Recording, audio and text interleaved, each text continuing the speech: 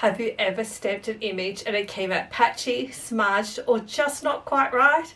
You're not alone. And today I'm going to share with you the simple technique that gives you clean, crisp stamping images every time.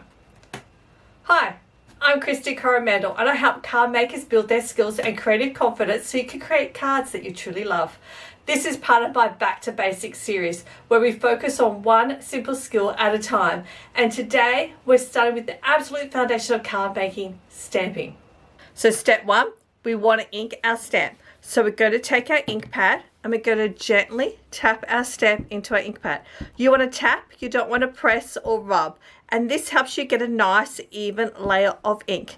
So don't overthink this. Light, even tapping is all you need. And we can turn our stamp over and we can see we've got a nice even coverage. Step two is we want to place our stamp. So we're going to bring in our piece of cardstock right here. We're going to try and place our stamp confidently where we want it. So we're going to lean right over so we can see over the top. And when it touches the paper, we're going to avoid sliding this around. And this is what's going to help prevent the smudging.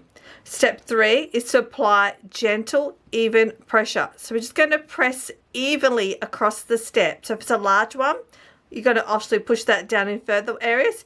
If it's a smaller one, you're probably not going to need as much pressure. You don't want to do it too hard, just firm, gentle pressure. You can gently press across different areas to make sure the image connects with the paper. And then you're going to lift it straight up. And that's it. Clean, crisp stamping.